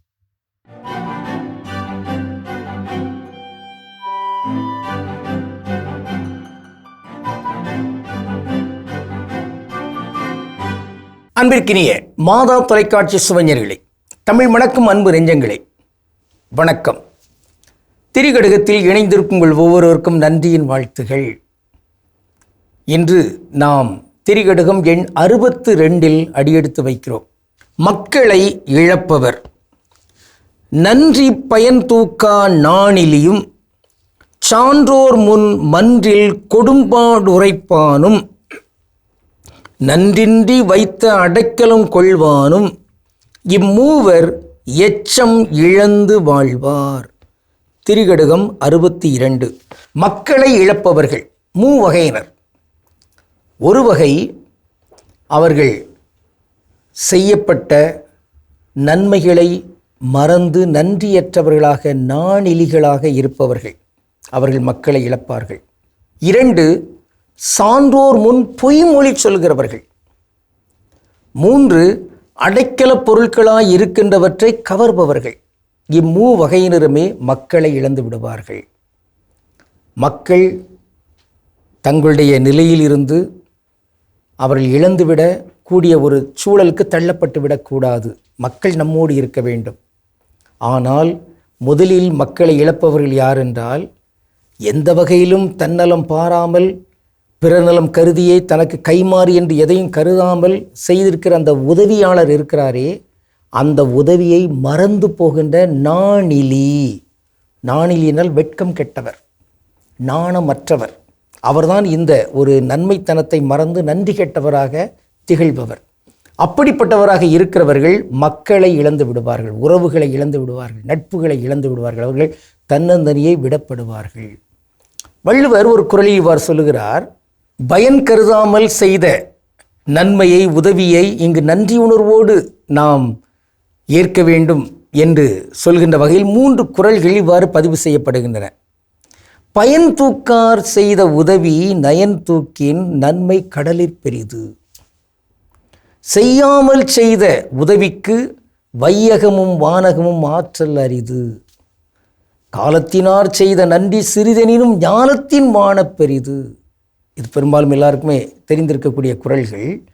இந்த வகையில் கைமாறு கருதாமல் அல்லது பின்னால் ஒன்று அவர் செய்யக்கூடும் என்று எண்ணாமல் செய்கின்ற அந்த உதவி இருக்கிறதே, அந்த உதவியை ஒருபோதும் மறந்துவிடக்கூடாது. கடவுள் நம்மிடமிருந்து எதை எதிர்பார்த்து இந்த உதவிகளை நாம் செய்கிறார்? மழை பொழிகிறது, அந்த மழை என்ன உதவி நம்மிடம் எதிர்பார்க்கிறது? ஆக இப்படிப்பட்ட இந்த உதவிகளை எல்லாமே மறக்கின்றவர்கள் நாணமற்றவர்கள், வெட்கம் கெட்டவர்கள், அதான் நாணிலிகள் என்று நல்லாதனார் பதிவு செய்கிறார். ஒரு பாடல் ஒன்று வந்தது, அது இந்த நாணம் தழுவியே வந்த ஒரு பாடலாக இருக்கக்கூடும். சூடு சோரணை என்று ஈழத்து பாவலர் காசி ஆனந்தன் எழுதிய அந்த எழுத்துக்கு தேனிசை செல்லப்பா இசையமைத்திருக்கிறார். சூடு சோரண கொஞ்சமும் இல்லை, சொல்லடா நீயா தமிழனின் பிள்ளை, சொல்லடா நீயா தமிழனின் பிள்ளை, நீ தமிழன் பிள்ளையா? சூடு சொரணை இல்லாமல் வாழ்ந்துகின்ற வாழ்க்கை அது தமிழனுடைய பிள்ளைக்குரிய தன்மை கிடையாது. அந்த வகையில் தான் நாணத்தை இழந்து நின்று வாழுகிறவர்கள், நன்றி கெட்டவர்களாக இருக்கிறவர்கள் தமிழரின் பிள்ளையாக இருந்துவிட முடியாது என்று இங்கு இந்த திரிகடுகம் நமக்கு ஒரு அறைகோலை விடுக்கிறது. இன்று நாம் பார்க்கின்ற ஒரு தனித்தமிழ் சொல் நாணிலி. நாணிலி என்றால் என்ன? இலி என்றால் இல்லாதவர், அறிவிலி என்றால் அறிவு இல்லாதவர், அறிவு கெட்டவர். அதே போன்றுதான் வாலிலி என்றால் வால் இல்லாதவர். மனிதர்கள் வால் இல்லாதவர்கள் தான், வேற எந்த வாலும் ஜாதிங்கிற வாலும் கூட இருந்துவிடக்கூடாது. வாலிலி. அந்த வகையில்தான் இங்கு ஏதிலி என்று நாம் பார்க்கிறோம். ஏதும் இல்லாதவர், அகதி, அகதி அது சமற்கிருதம், அகதிகள். தனித்தமிழில் அது ஏதிலிகள், ஏதும் இல்லாதவர்கள். அந்த வகையில்தான் இங்கே சொல்லப்பட்டிருக்கிறது நாணிலி. நாணிலி என்றால் அந்த நான் உடைமை இல்லாதவர், நாணம் இல்லாதவர், வெட்கம் இல்லாதவர் என்கின்ற வகையில் இருக்கின்ற அந்த சொல். இங்கு நாம் நாணிலிகளாக இருக்கக்கூடாது, நாணப்படுகிறவர்களாக இருக்க வேண்டும். நல்லவற்றை செய்திருக்கலாம், ஆனால் செய்யாமல் விட்டுவிட்டமே நாணப்படு. தீயவற்றை செய்திருக்கக்கூடாது, ஆனால் செய்துவிட்டமே நாணப்படுவோம். இந்த வகையில் நாம் நாணிலிகளாக இல்லாமல் நாணம் கொள்கிறவர்களாக இருக்கும். நாணம், நாணுடம் என்பது ஒரு பெரிய அழகு. இந்த வகையில் நாம் இன்று இந்த உறுதியை ஏற்றுக்கொண்டு கடவுளுக்கு திருவிழமானால் மீண்டும் நாளை திரிகடுகத்தில் இணைந்து மகிழ்வோம். நன்றி, வணக்கம். சிறப்பான திரிகடுகம் பகுதி நம்ம பார்த்துட்டோம் ஜோ. அடுத்ததாக எது சுதந்திரம் அப்படின்னு சொல்லி நம்ம பேசிட்டு இருக்கோம். நாமும் வந்து சுதந்திரத்தை பெற்றுக்கொள்ள வேண்டும், அது மற்றவர்களுக்கும் நம்ம வந்து கொடுக்க வேண்டும் அப்படின்ட்டு. அடுத்ததாக என்ன? ஸோ அடுத்ததா நம்மிடம் இருக்க வேண்டிய சுதந்திரம் பிறரிடம் இருக்கும்போது அதை நாம் மதிக்க வேண்டும். எதை அப்படின்னு பார்த்தீங்கன்னா, லேர்ன் டு சே நோ அப்படிங்கிற ஒரு வார்த்தை. நம்ம வந்து நோ சொல்வதற்கு கற்றுக்கொள்ள வேண்டும் அப்படின்னு பல நேரங்களில் பேசியிருக்கோம். இந்த நோ சொல்வது கூட ஒருத்தருடைய சுதந்திரம் தான். அப்போ ஒரு வேலையை எனக்கு கொடுக்குறாங்க, என்னால் அந்த வேலையை செய்ய முடியல, நான் நோ சொல்றேன் அப்படின்னா அந்த சுதந்திரம் எனக்கு, அந்த சுதந்திரம் ஒன்று கொடுக்கப்படணும். இல்லைன்னா அந்த சுதந்திரத்தை நான் என்ன பண்ணணும், எடுத்துக்கணும். கொடுத்தீங்கன்னா வாங்கிக்குவேன், இல்லைன்னா நான் எடுத்துக்குவேன் அப்படிங்கிற மைண்ட் செட் இதில் என்ன பண்ணணும், ரொம்ப தெளிவாக இருக்க வேண்டும். ஏன்னா அந்த நோ சொல்லாமல் நம்ம பல நேரங்கள் எல்லாத்துக்கும் ஆமா ஆமான்னு எல்லா வேலைகளும் தலையில தூக்கி போட்டுக்கிறது நம்மளுடைய வேலை என்பது கிடையவே கிடையாது. ஒரு பணித்தளத்தில் வேலை செய்கிறோம் அப்படின்னா ஒரு டெசிக்னேஷனுக்கு என்னென்ன ரோல்ஸ் அப்படின்னு சொல்லி எனக்கு ரோல் இருக்குது. அந்த ரோலில் வேலை செய்யறது தப்பே இல்லை.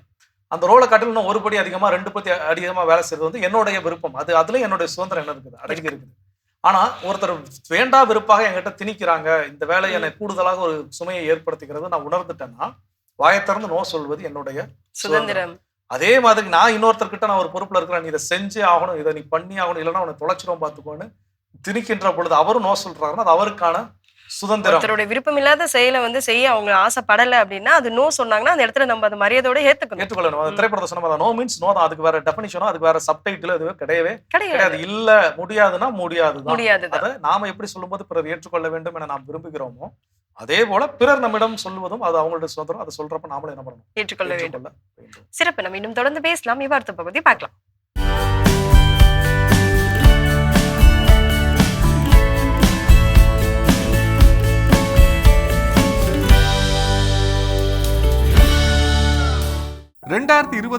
ஆண்டில் இந்தியா 2.2 மில்லியன் டன் மின்னணு கழிவுகளை உருவாக்கியுள்ளது. இதன் மூலம் சீனா மற்றும் அமெரிக்காவிற்கு அடுத்தபடியாக உலகின் 3வது பெரிய மின்னணு கழிவு உற்பத்தியாளராக இந்தியா உருவெடுத்துள்ளது. சாதாரணமாக கழிவுகளையே அப்புறப்படுத்துவதற்கும் அதனை மறுசுழற்சி செய்வதற்கும் நாம் திணறிக் கொண்டிருக்கும் போது இந்த மின்னணு கழிவுகளை மேலாண்மை செய்வதற்கு நாம் என்ன செய்ய போகிறோம்? வேஸ்ட் கேள்விப்பட்டதுண்டா? நாம் பயன்படுத்தி பழுதாகி போன மின்னணு கழிவுகளை என்ன செய்ய போகிறோம்? வாருங்கள் இதற்கான தெளிவை வலை உலகத்தின் அருள்வாக்கின் ஒளியில் தேடுவோம். விடுதலை பயணம் 16, 15 முதல் 18 வரை. இஸ்ராயல் மக்கள் மன்னாவை பார்த்துவிட்டு ஒருவரை ஒருவர் நோக்கி மன்னா என்றனர். ஏனெனில் அது என்ன என்று அவர்களுக்கு தெரியவில்லை. அப்பொழுது மோசே அவர்களை நோக்கி, ஆண்டவர் உங்களுக்கு உணவாக தந்த அப்பம் இதுவே. மேலும் ஆண்டவர் இட்ட கட்டளையாவது, உங்களில் ஒவ்வொருவனும் தான் உண்ணும் அளவிற்கு இது நின்று சேகரித்து கொள்வானாக. அதாவது தலைக்கு 2 படி வீதம் அவரவர் கூடாரத்தில் உள்ள ஆட்களின் எண்ணிக்கைக்கு ஏற்ப நீங்கள் எடுத்துக்கொள்ளுங்கள் என்றார். இஸ்ராயல் மக்களும் அவ்வாறு சேகரிக்கையில் மிகுதியாக சேகரித்தவரும் உண்டு, குறைவாக சேகரித்தவரும் உண்டு. ஆனால் 2 படி அளவீட்டில் அதனை அளந்து பார்த்தபோது மிகுதியாக சேகரித்தவருக்கு எதுவும் மிஞ்சவும் இல்லை, குறைவாக சேகரித்தவருக்கு எதுவும் குறைபடவும் இல்லை. ஒவ்வொருவரும் தாம் உண்ணும் அளவிற்கே சேகரித்திருந்தனர். மக்கள் தங்களுக்கு அன்றைக்கு தேவையானதை மட்டுமே சேகரிக்க வேண்டும். அடுத்த நாளுக்காக சேகரித்து வைத்தால் அது அழுகி போய்விடும். இன்றைய வலை உலகில், அதாவது டிஜிட்டல் உலகில், நாம் தேவையற்ற அல்லது தேவைக்கு அதிகமான மின்னணு சாதனங்களை நாம் குவித்து வைத்து கொண்டிருக்கிறோம். பழைய அல்ல பழுதடைந்த மின்னணு குப்பைகளை நாம் சேமித்து வைத்து கொண்டிருக்கிறோம். இது டிஜிட்டல் குப்பையை உருவாக்குகிறது. டிஜிட்டல் உலகம் மின்னணு வேகத்தில் வளர்ந்து கொண்டிருந்தாலும் அது தந்த வளர்ச்சிக்காக கொடுக்கக்கூடிய விலை என்பது மிகவும் அதிகமாகவே உள்ளது. இந்தியாவின் ஒட்டுமொத்த மின்னணு கழிவுகளில் 60% அதிகமானவை வெறும் 65 நகரங்களில் இருந்து மட்டுமே உருவாகின்றன. 2017 முதல் 18ஆம் ஆண்டில் 0.71 மில்லியன் டன்னாக இருந்த இந்த கழிவுகள் தற்போது 150% அதிகரித்துள்ளன என்று தி ஹிந்து பத்திரிகை செய்தி வெளியிட்டிருக்கிறது.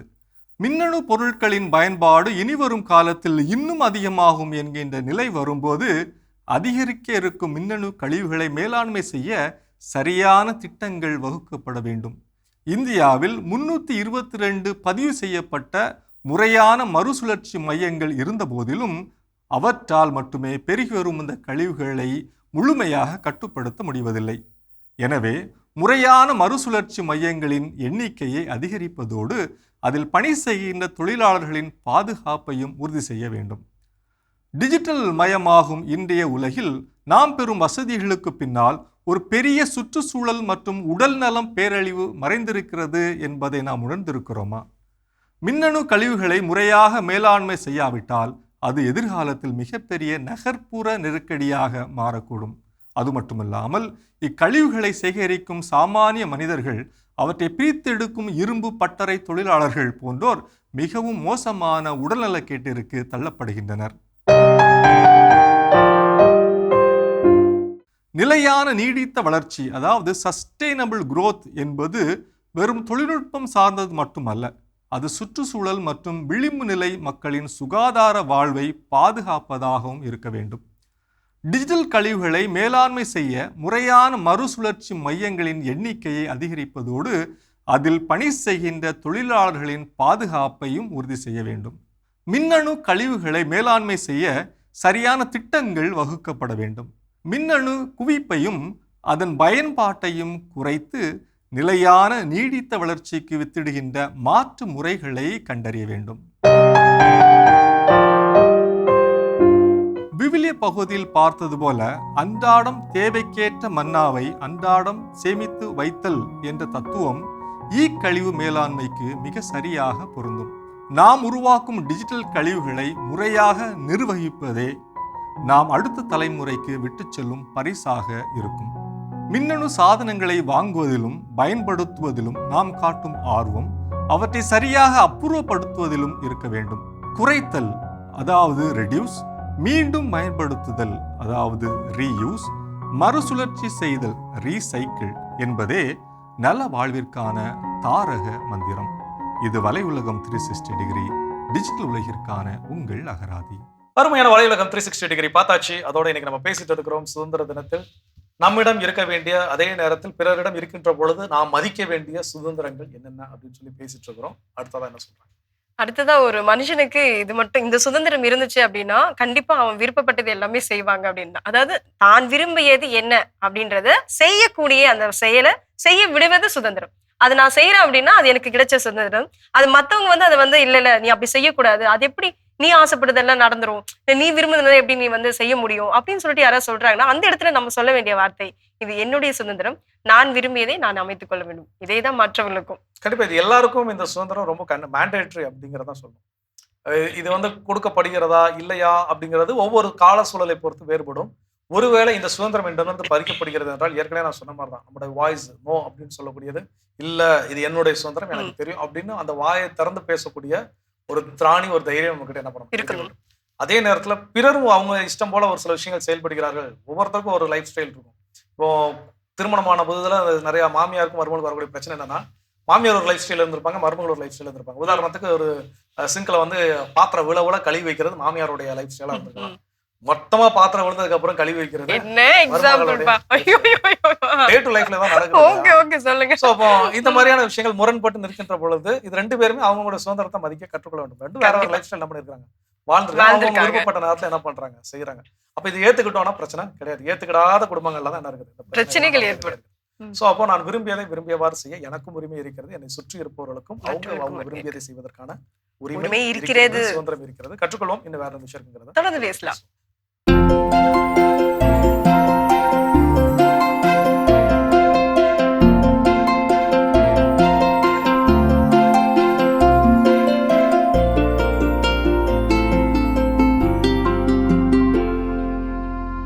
அனைவருக்கும் வணக்கம். இன்றைய பதிவில் நம்ம பார்க்க போகிற முக்கியமான விஷயம் என்னென்னா, புளிய மரத்தில் தமிழ்நாட்டில் இருக்கக்கூடிய பிரச்சனைகள். நம்ம நாட்டு மரம், இந்த ரோடுக்கு 2 பக்கம் இருந்துச்சு இல்லைங்களா, நாட்டு மரங்கள். அது முந்தைய காலத்தில் நிறையா இருந்தது, உள்பகுதிகள்லையுமே நிறையா இருந்தது. அதோடைய வளர்ச்சி நல்லா இருந்தது. அது ரொம்ப திடமான ஒரு மரமாக இருந்தது. அந்த மரத்தில் வரக்கூடிய பூக்களும் அதிலிருந்து வரக்கூடிய காய்களும் எந்த பூச்சியாலையும் தொட முடியாத மாதிரி ஒரு அமைப்பு இருந்ததுங்க. அதனால் எல்லாமே நல்லா இருந்தது. ஆனால் ஒட்டுச்செடிகள் வந்ததுக்கப்புறம், இந்த உரிகம் அப்படிங்கலாம் நிறையா ஒட்டுச்செடி வந்துருச்சு இல்லைங்களா, வந்ததுக்கப்புறம் பார்த்தா 3 வருடமாச்சு, 4, 5 வருடமாச்சு, 7 வருஷமாச்சு, இன்னும் பூக்களை காய்க்கலை அப்படின்னு ஒரு செய்தி. 2வது, வந்த பூ காயாக மாற மாட்டேங்குது. அப்படி காயாக மாறினது நிறைய ஓட்டை விழுந்து, அதாவது காய் துளைப்பான் போய் நமக்கு சரியாக விளைச்சல் கிடைக்காத ஒரு அமைப்பு. இதெல்லாம் நம்மளை சுற்றி இருக்கக்கூடிய பிரச்சனைகள். புளிய மரம் வச்சுருக்கவங்க தயவுசெய்து ஒன்று மனசில் வச்சுக்கோங்க, பக்கத்தில் அதிகமான தண்ணீர் தேங்கி நிற்கக்கூடாது. அது என்ன பண்ணணும்னு பார்த்துக்கங்க, தண்ணி தேங்காமல் பார்த்துக்கங்க. 2வது, அதுக்கு பொதுவாக புளிய மரத்துக்கு கீழே தான் மாடு கட்டுவோம் சரிங்களா. இந்த மாடோட சாணம் கோமியம் நிறைய குமிஞ்சு இருக்க மாதிரி பார்க்கக்கூடாது. அப்படி இருக்க என்ன ஆகும்னா, ஒரு அளவுக்கு நல்லா இருக்குங்க, அளவுக்கு மீறி போகிறப்ப அந்த மரம் தன்னோட செயல்பாட்டை இழந்துடும். அதெல்லாம் தினசரி எடுத்து அப்புறப்படுத்திடலாம். முக்கியமாக சாணமும் சரி, கோமியமும் சரி. இது 2வது. 3வது, எந்த மரமாக இருந்தாலும் மரத்தோட உடம்புல கருப்பு இருக்கா அப்படி பாருங்க. தண்டில் கருப்பாக இருக்கா, கிளை கருப்பாக இருக்கா அப்படி பாருங்க. இருந்ததுன்னா உடனடியாக நீங்கள் என்ன செய்யணும்னா, பக்கத்தில் இருக்கக்கூடிய வேளாண்மை துறை இல்லை தனியாரில் போய் சூடோமோனாஸ்னு ஒரு திரவம் இருக்கும் சரிங்களா, 100 லிட்டர் தண்ணிக்கு 1 லிட்டர் அல்லது 2 கிலோ, 1 லிட்டர் அல்லது 2 கிலோ கலந்து 1 கிலோ நாட்டு சர்க்கரை கலந்து வச்சிருந்துட்டு மரத்தோட உடம்பு தண்டில் படுற மாதிரி தெளிச்சிடணும். முதல் காரியம். மழைக்காலம் முடிஞ்சோடனே, மழை பெஞ்சு முடிகிறப்ப தென்மேற்கு பருவமழையோ வடகிழக்கு பருவமழையோ முடிஞ்சோடனே தெளிச்சுக்கணும். இது முதல் காரியம். 2வது காரியம், மரத்தில் பக்கத்தில் தண்ணி தேங்குற மாதிரி அமைப்பு இருக்குன்னா, மரத்தோட கிழக்கு மேற்கு வடக்கு தெற்கு மண்வெட்டியில் ஒரு குத்தி ஒரு 100 லிட்டர் தண்ணியில் இதே மாதிரி 1 லிட்டரு அல்லது 2 கிலோ கலந்துட்டு 4 பக்கம் பிரித்து ஊற்றி விட்டுறணும் ஏதாவது ஒரு நேரத்தில், மழை பெஞ்சு முடிஞ்ச உடனே. 2வது. 3வது, பக்கத்தில், அதாவது 200 லிட்டர் தண்ணியில் 20 கிலோ அளவுள்ள எருக்கு இலை பூ தண்டு காய்னு பிச்சு உள்ளே போட்டு ஊற வச்சுக்கணும். அந்த ஊற வச்ச தண்ணீரோட குறைந்தபட்சம் இன்னொரு ட்ரம்மில் 200 லிட்டர் தண்ணியில் 15 லிட்டர் கோமியம், 15 லிட்டர் மீனமிலம், 2 லிட்டர் விளக்கெண்ணெய், ஆமணக்கெண்ணெய் கலந்து வச்சிடுறோம் சரிங்களா. 1 வாரம். இந்த 1 வாரம் கழித்து தினசரி நம்ம கலக்கி விடலாம். இந்த திரவத்தை நம்ம என்ன செய்யலாம்னா, நம்ம ஏற்கனவே 200 லிட்டரு எருக்கு இலை கரைசல் தண்ணீர் வச்சுருக்கோம் சரிங்களா. இன்னொரு நம்ம ஒரு 200 லிட்டரு ட்ரம்மில் 160 லிட்டர் தண்ணியோ 180 லிட்டர் தண்ணியோட நம்ம ஏற்கனவே இந்த விளக்கெண்ணெய் கலந்த தண்ணீர் இருக்குது பார்த்தீங்களா, அதுலேருந்து ஒரு 20 லிட்டர் எடுத்து இதில் ஊற்றிடலாம்.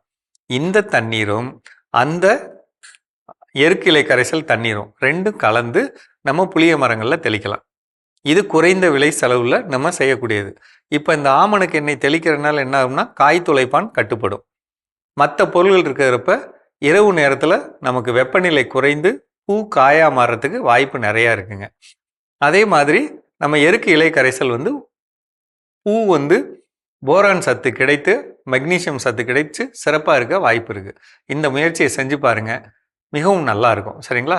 மீண்டும் சந்திப்போம். மிக சிறப்பான பகுதி உழவும் உயர்வும் நம்ம பார்த்துட்டோம். அடுத்ததாக நம்மளுடைய சுதந்திரம் எப்படிப்பட்டதாக இருக்க வேண்டும், அது மற்றவர்களுக்கும் நம்ம எப்படி வழங்க வேண்டும் அப்படின்றதுதான் அடுத்ததான் நம்ம என்ன சிந்திக்க போறோம். ஸோ அடுத்ததா என்ன அப்படின்னா, நான் வளர்ச்சி அடைவதும் மாற்றம் அடைவதும் என்னுடைய சுதந்திரம்.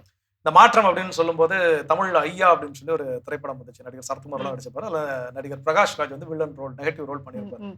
கிளைமேக்ஸுக்கு முன்னாடி என்ன பண்ணிடுவார், திருந்திடுவார் சடனா. அப்போ ஒரு டயலாக், அவரோட டயலாக் டெலிவரன்ஸ், அந்த டயலாக் அந்த இடத்துல ரொம்ப அழகா இருக்கும். என்னன்னா, ஊர் மக்கள்லாம் அவர்கிட்ட சண்டை போடுறதுக்கு வருவாங்க. ஒரு நாளும் நல்லா இருந்த ஊர் என்ன ஆயிடுச்சு, சண்டை போட ஆரம்பிச்சுட்டு அப்படின்னு சொல்லி இவர்கிட்ட கேள்விக்கு வர்றப்போ இவர் என்ன பண்ணுவார், ரொம்ப நியாயமா அந்த டைம் வந்து பேசுவார். உடனே என்னடா பாக்குறீங்க, நான் என்ன திருந்திட்டேன்னு பாக்குறியா, இது ஏன் லைஃப்டா, நான் எப்பனாலும் நான் திருந்துவேன், அது என்னோட இஷ்டம் அப்படின்னு. ஸோ இப்போ இதே மாதிரி அந்த வாழ்க்கையில வந்து ஒவ்வொருத்தருக்கும் ஒவ்வொரு டேர்னிங் பாயிண்ட் அப்படின்னு வரும். ஒரு சில என்கவுண்டர்ஸ் வரும். இப்போ சில நேரம் பாத்தீங்கன்னா கடவுள் நம்பிக்கை இல்லாத நபர்கள் பாத்தீங்கன்னா அப்படியே பயங்கரமா ஸ்பிரிச்சுவலா மாறி இருப்பாங்க. அந்த என்கவுண்டர், அவங்க கடவுளோட அவங்களுக்கு நடந்த ஒரு என்கவுண்டர், அந்த ஒரு விஷயத்தை கடவுளை அவர் ஃபேஸ் பண்ணனால அவங்களுடைய நம்பிக்கை யாராலும் என்ன பண்ண முடியாது, அசைக்கவே முடியாது. நம்மளுடைய லைஃப்ல நிறைய விஷயங்கள் நம்ம என்ன பண்ண முடியும், எடுத்து சொல்ல முடியும். இது வரைக்கும் நான் இப்படி இருந்தேன், ஆனா அந்த ஒரு விஷயத்துக்கு அப்புறம் என்ன பண்ணிட்டேன், முற்றிலுமாக மாறிவிட்டேன். எனக்கு இது வரைக்கும் எனக்கு இப்படி ஒரு சூழல இருந்தேன், திருமணத்துக்கு பிறகு நான் மாறிட்டேன், குழந்தை பிறந்ததுக்கு பிறகு நான் மாறிட்டேன். இப்படிலாம் பலர் சொல்வதற்கு கதை என்ன அப்படின்னு பாத்தீங்கன்னா, அந்த மாற்றம் அவங்களுடைய சுதந்திரம். அது போல ஒருத்தர் ஏதோ ஒரு சில பொறுப்பு இல்லாம நம்ம சில பேர் நம்மளுடைய கண்களுக்கு தெரிவாங்க, பொறுப்பே இல்ல, ஊர் சுத்திட்டு இருக்கா, ஊதாரி அப்படின்னு நமக்கு தெரியும். அவங்க லைஃப்ல எப்ப அவங்க மாறணுங்கிறது அது அவங்களுடைய டிசிஷன்ஸ். அது எப்ப மாறணுமோ அந்த டைம் அவங்க என்ன பண்ணிக்குவாங்க, அவங்களுடைய சுதந்திரம். நீ மாறணும், நீ ஒழுங்கா மாறு, நீ இப்படி அப்படிங்கிறது என்னுடைய கட்டுப்பாட்டுல எதுவுமே இல்ல. சோ அப்போ அதை எப்படி என்னுடைய மாற்றங்கள், என்னுடைய விருப்பங்கள், என்னுடைய சுதந்திரமோ அது போல மற்றவன் மாறுறதும் மற்றவனுடைய வளர்ச்சியும் அது அவனுடைய சுதந்திரம். அப்ப என்னுடைய சுதந்திரத்தை நான் மதிப்பது போல அவர்களுடைய சுதந்திரத்தையும் நான் மதிக்க வேண்டும். தொடர்ந்து பேசலாமா? இப்ப அடுத்த பகுதியை பார்க்கலாம்.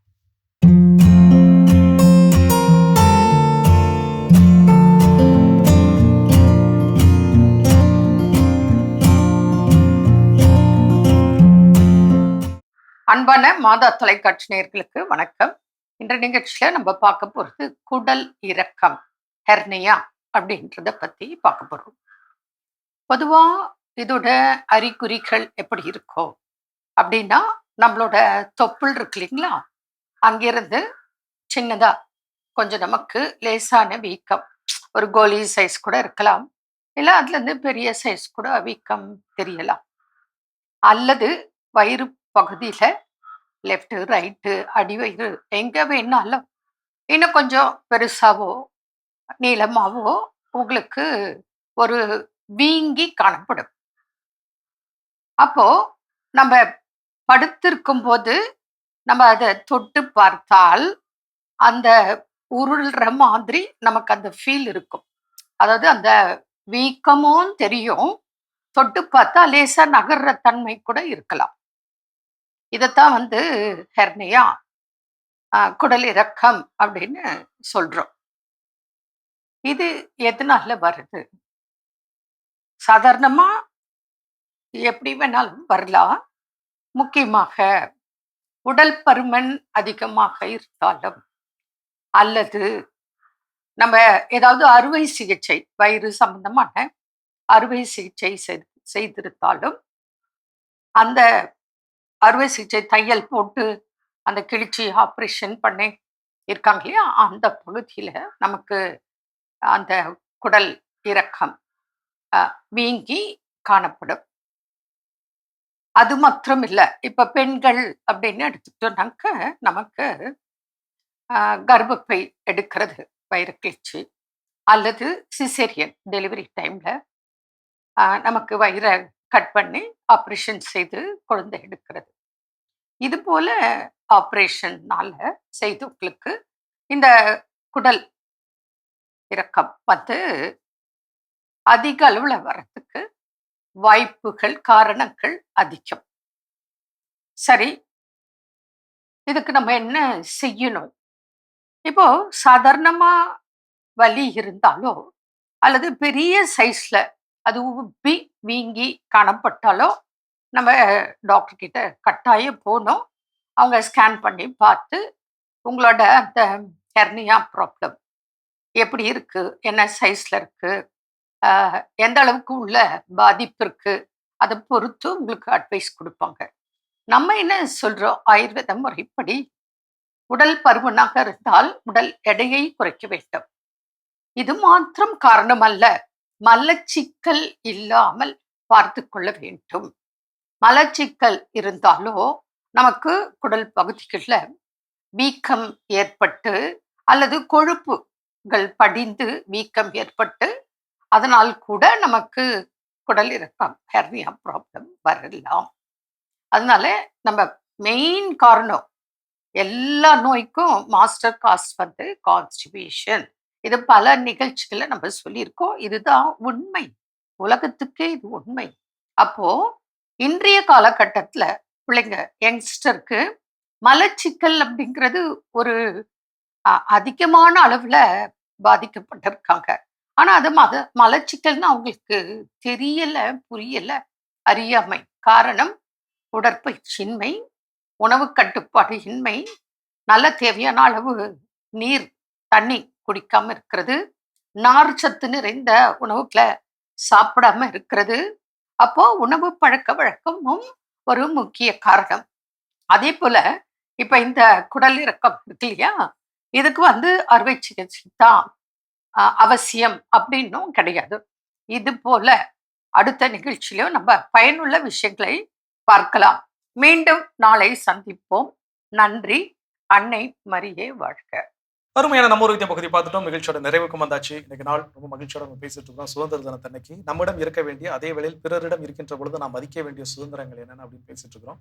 ஃபைனலா என்ன சொல்றாங்க? கண்டிப்பா இந்த இப்படிப்பட்ட சுதந்திரத்தை விட்டுட்டாங்களே போதும், அவங்கவுங்க வாழ்க்கையை அழகா வாழ்வாங்கன்னு சொல்லலாம். என்ன அப்படின்னா, கண்ணியத்தோடும் மரியாதையோடும் வாழ்வது என்னுடைய சுதந்திரம். பல பேர் சொல்லுவாங்க, நீ இப்படி ஒரு அற்புதமான வாழ்க்கையை வாழ்ந்துட்டு இருக்க, ஒரு சின்ன விஷயம் தானே, அதை செஞ்சுட்டு போனோம்னா பணம் காசு அப்படின்னு சொல்லிட்டு இருக்கலாமே அப்படின்ட்டு. அப்ப அந்த இடத்துல அந்த சொல்ற வார்த்தை, அந்த வாய்ஸ் டெஸ்ட் பண்ண வேண்டியது என்ன அப்படின்னா, நான் கண்ணியத்தோடு வாழ்வது என்னுடைய சுதந்திரம். இது நீ இப்படி ஒரு வழி போட்டு தரணும், அப்படி ஒரு வழி போட்டு தர வேண்டிய அவசியமே கிடையாது. நான் வாழ்ந்துட்டு போறேன். அதே மாதிரிதான் மத்தவங்க அந்த மாதிரி ஒரு வாழ்க்கையை வாழ்றாங்க அப்படின்னா, அவங்களுடைய வாழ்க்கையிலும் நம்ம போய் தலையிட்டு இந்த மாதிரி பண்ணலாம் அந்த மாதிரி பண்ணலாம்னு செய்யவும் கூடாது. அது அவங்களுடைய சுதந்திரம். அப்படிப்பட்ட ஒரு வாழ்க்கை அவங்க வாழ்வது. கண்டிப்பா என்ன யாராவது 4 பேர் திட்டணும், என்னை அசிங்கமா பேசணும்னு நான் என்ன பண்ண மாட்டேன், விருப்பப்பட மாட்டேன். ஏன்னா அது என்னுடைய கண்ணியத்துக்கு இழுக்கானது. அப்போ அது என்னுடைய சுதந்திரம்னு நான் எந்த அளவுக்கு உணர்ந்திருக்கிறேனோ, என்னையெல்லாம் மரியாதையோட மற்றவங்க நடத்தணும்னு நான் நினைக்கிறேனோ, அதே போல நானும் மற்றவர்களிடம் இருக்க வேண்டிய அந்த சுதந்திரத்தை நான் மதிக்க வேண்டும். அவங்க கிட்ட நான் அவதூறான வார்த்தைகள் என்ன பண்ணக்கூடாது, பேசக்கூடாது. அவங்கள நான் தப்பா அசிங்கமா திட்டி எதுவுமே என்ன பண்ணக்கூடாது, சொல்லக்கூடாது. ஏன்னா அது அவங்களுடைய கண்ணியத்தை என்ன பண்ணும், குறைக்கும். அந்த கண்ணியத்தை குறைத்தல், கண்ணியத்தோடு வாழ்தல் அப்படிங்கிறது அவங்களுடைய சுதந்திரம். ஸோ இப்போ இதை நான் நன்கு உணர்ந்து வைத்திருக்கின்ற பொழுது தவறு நான் என்ன பண்ண மாட்டேன், செய்ய மாட்டேன். ஸோ இப்போ எனக்கு வந்து சுதந்திரம் அப்படிங்கிறது எந்த அளவுக்கு நமக்கு முக்கியமோ, நம்மை போல இருக்கக்கூடிய ஒவ்வொருத்தருக்கும் அது என்னது ரொம்ப ரொம்ப ரொம்ப முக்கியமான ஒன்று. அந்த விஷயத்தை நம்ம லைஃப்ல மறந்து விட கூடாது. அது எனக்கு சுதந்திரத்தை அன்னைக்கு கடவுள் நமக்கு சுதந்திரமா உணர்த்திருக்கிறார். ஸோ கடவுளுக்கு நன்றி சொல்லி இன்னைக்கு நாள் யாரெல்லாம் விழா கொண்டாடுறாங்கன்னு பார்க்கலாம். அதுலயும் குறிப்பா இன்னைக்கு வந்து சிவகங்கை மறை மாவட்டத்தினுடைய ஆயர் மேதகு லூர்து ஆனந்தம் அவர்கள் அவருடைய பிறந்த நாளை கொண்டாடுறாரு. அவரோடு இணைந்து இன்னைக்கு திருச்சி மறை மாவட்டத்தினுடைய ஆயர் மேதகு சபரிமுத்து ஆரோக்கியராஜ் அவர்கள் ஆயராக திருநிலைப்படுத்தப்பட்ட நாளை இன்னைக்கு கொண்டாடுறாரு. ஸோ நம்முடைய அன்பு ஆயர்களுக்காக நாமளும் ஜெபித்துக் கொள்ளலாம், அன்பர்களையும் ஜெபிக்க சொல்லி கேட்டுக்கலாம். அவரோடு இணைந்து இன்னைக்கு யாரெல்லாம் விழா கொண்டாடுறாங்க பார்க்கலாம்.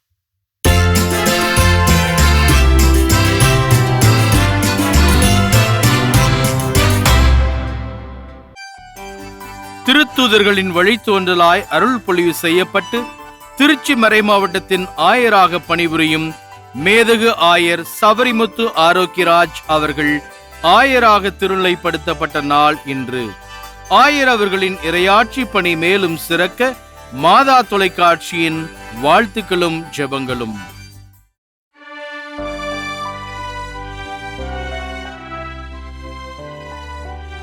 இன்று பிறந்த நாள் காணும் சிவகங்கை மறை மாவட்டத்தின் மேதகு ஆயர் லூர்து ஆனந்தம் அவர்களுக்கு நல்வாழ்த்துக்கள். பல்லாண்டு வாழ்ந்து பார்வோற்றும் அளவிற்கு இறையரசின் விழுமியங்களை கட்டி எழுப்பும் சிறந்த ஆயராய் பணியாற்றிட மாதா தொலைக்காட்சியின் வாழ்த்துக்களும் ஜெபங்களும். தியா இன்று தனது பிறந்த நாளினை கொண்டாடுகிறார். இவரை வாழ்த்துபவர்கள் அப்பா, அம்மா, அம்மாச்சி, அப்பாய், தாத்தா, சித்தி, மாமா, குடும்பத்தினர், உறவினர்கள் மற்றும் நண்பர்கள். இன்று விழா காணும் உங்கள் அனைவருக்கும் இறைவன் தரக்கூடிய அன்பான பரிசு திருப்பாடல் 121:8. நீர் வெளியே போகும்போதும் உள்ளே வரும்போதும் இப்போதும் எப்போதும் ஆண்டவர் உம்மை காப்பார். இந்த இறை ஆசையோடு நீங்கள் வாழ நாங்கள் ஜெபிக்கிறோம். அன்பானவர்களை, பிறர் வாழ்வில் விடுதலை ஏற்படுத்துவோம், நாமும் விடுதலையாக வாழ்வோம் என்ற இந்த சிந்தனையோடு இன்றைய கடவுள் வணக்கம் நிகழ்ச்சியை நாங்கள் நிறைவு செய்கிறோம். இந்த நாளும் இனிய நாளாக அமைய மாதா தொலைக்காட்சியின் வாழ்த்துக்களும் ஜெபங்களும். மீண்டும் உங்கள் அனைவரையும் கடவுள் வணக்கம் நிகழ்ச்சியில் சந்திக்கும் வரை உங்களிடமிருந்து விடைபெறுகிறோம். இயேசுவுக்கே புகழ். மரியே வாழ்க.